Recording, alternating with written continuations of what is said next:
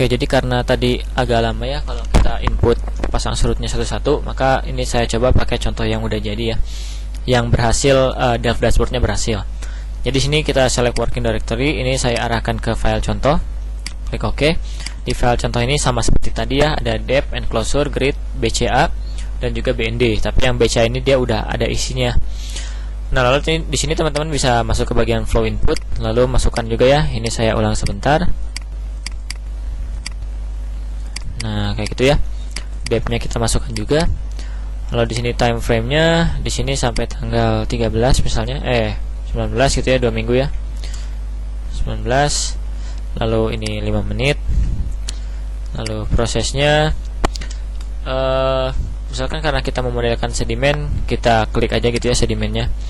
Nah, di sini kita kasih nama dulu nih. Misalkan sedimen underscore, misalkan sedimen dari laut gitu ya. Sedimen laut. Ini tipenya ada non kohesif dan juga kohesif.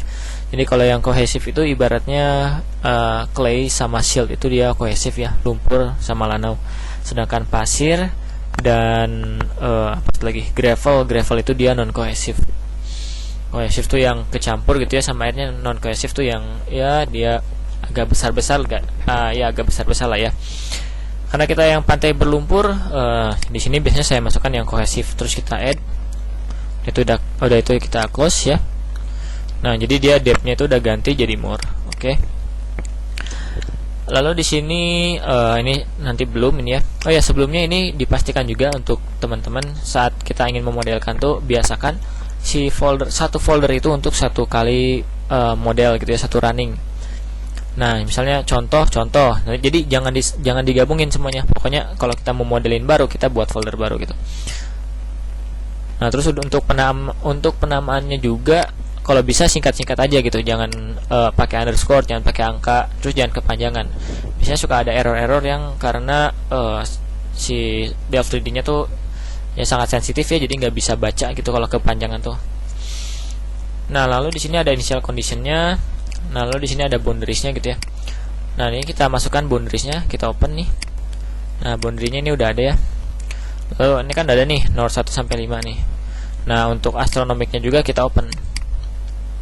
Nah, gitu ya. Nah, kita open. Oke, lalu kita ini ada transport conditionnya ya, tapi nggak ada. Nah, jadi nanti ini kalau kita buka ya edit flow condition, dia udah ada nih bentuknya kayak gini nih. North A, North B, North 2A, North 2B, North 3A, North 3B dan sebagainya. Gitu ya. Udah ada nilainya. Nah, lalu kalau kita lihat di visualisasi areanya, jadi ini yang contoh yang udah saya buat gitu ya, yang udah jadi. Nah, kalau dari Delft dashboard tuh dia bisa kayak gini langsung nih, langsung dapat gitu ya. Nah, ini kayak gini. Udah itu untuk transport conditionnya ya. Jadi di sini misalkan apa namanya tuh? Di sini ada time mulainya dan juga time akhirnya gitu ya. Jadi ini misalkan dari boundary North 1, North 2, North 3 itu kira-kira konsentrasi sedimennya itu berapa gitu ya. Kalau di lokasi studi Semarang kemarin aku pakainya 0,4 gitu ya. Jadi ini kita ubah 0,4, ini N-nya tuh ubah juga 0,4 gitu ya.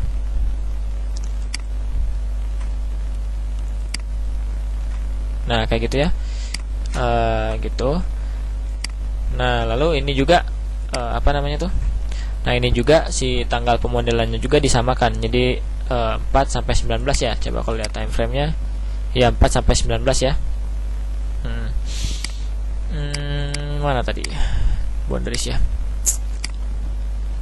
Coba kita cek yang keduanya, yang ketiganya.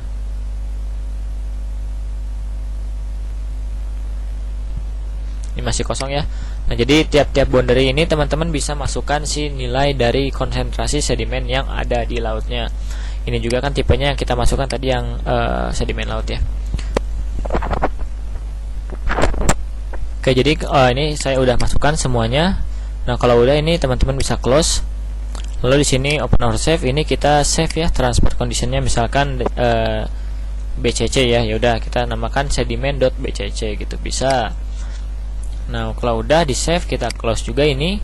Lalu kita masuk ke bagian initial condition. Jadi di sini konsentrasi sedimen lautnya itu di awal tuh mau sama atau tidak. Kalau lebih baik kalau saya di sini disamakan aja.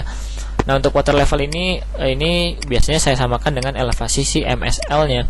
Nah, elevasi MSL itu kita bisa lihat ini elevasinya tuh yang di A0 ini adalah 0,599. Ini saya dapat dari pengolahan data sebelumnya ya, teman-teman mungkin bisa nanti cari tahu ya.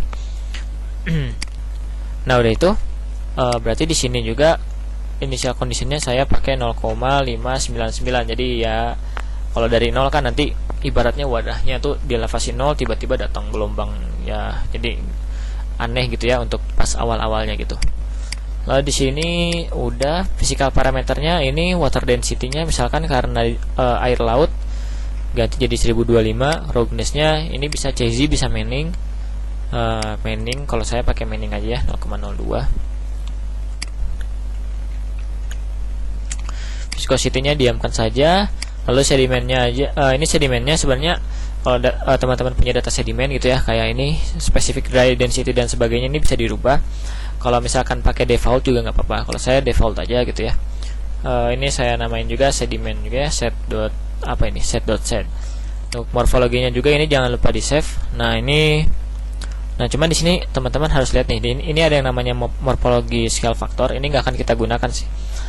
Tapi ini intinya tuh ini berapa kali pengulangan pemodelan. Misalnya kalau pemodelan kita 2 minggu, kalau morfologi scale faktornya 2 berarti menjadi ya ibaratnya 2 minggu jadi 1 bulan gitu ya, jadi 4 minggu. Nah, lalu ini ada spin up interval sebelum perubahan morfologi. Jadi ibaratnya kapan proses perhitungan sedimennya itu mau dimulai gitu kan. Kalau aku biasanya tuh kita modelkan dulu 1 hari, setelah 1 hari modelnya jalan, maka perhitungan sedimennya itu dimasukkan. Jadi saya masukkan ini di menit ke 1440. Lalu ini kita save, misalnya sedimen.more gitu ya. Nah, kalau udah selesai semuanya, masuk ke numerical parameter. Di sini nggak ada yang dirubah kayaknya ya. Oh ya, jadi ini si Delta3D ini kan ada depth specific at gimana gitu kan. Jadi dia menspesifikan nilainya setiap grid itu berdasarkan bathymetry yang paling berdasarkan ujungnya gitu ya. Di ujungnya. Nah, di ujungnya itu adalah nilai yang paling besar gitu, maksimumnya gitu. Jadi walaupun bathymetry teman-teman bagus tapi gridnya itu besar-besar, ya nanti ibaratnya tiap grid itu cuma punya 1 nilai. Ya, ini bisa max min. Nah, aku pakainya max saja. Udah itu di sini ada operation discharge. Nah, ini teman-teman sebenarnya ini untuk operation monitoring ini kita lebih mudah itu dilakukan di visualization areanya. Jadi kan ini saya coba kasih contoh ya. On zoom box.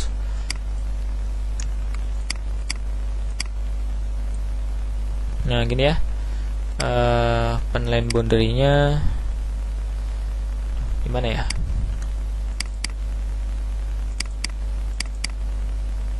Wah, sebentar. Bukan. Ya. Nah, misalkan ini kan garis pantainya ya. Jadi misalkan saya punya data sungai, atau optional lah ya, ini optional. Misalkan saya punya data sungai, jadi teman-teman bisa tambahkan discharge gitu ya. Langsung aja klik discharge di sini. Lalu di sini adalah berarti kan karena kita menambahkan add ya, tambahkan di sini misalkan. Nah, jadi ini ibaratnya nanti bakal ada air atau apa gitu ya yang keluar dari titik ini, dari grid ini gitu. Misalkan sungainya di sini dan di sini gitu kan. Nah, gitu. Terus di sini ada observation point. Nah, jadi kan nanti teman-teman tuh ada ibaratnya tuh ada validasi ya, namanya tuh validasi modelnya dengan validasi si pasang surut observasinya. Nah, kalau misalkan teman-teman punya stasiun pasang surut di lokasi ini. Nah, ini misalkan STA Pasut ya.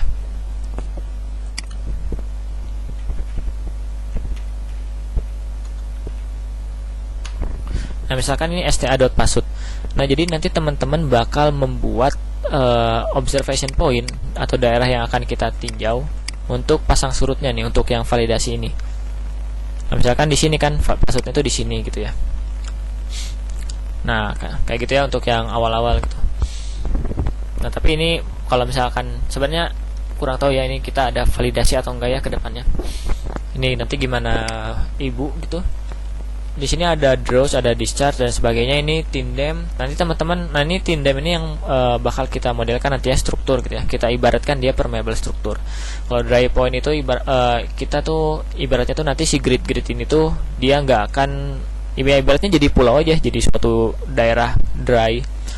Ya ini biasanya digunakan untuk pemodelan misalnya reklamasi dan sebagainya bisa gitu ya. Atau misalkan suatu daerah yang asalnya ada airnya terus kita timbun, nanti hidrodinamiknya seperti apa.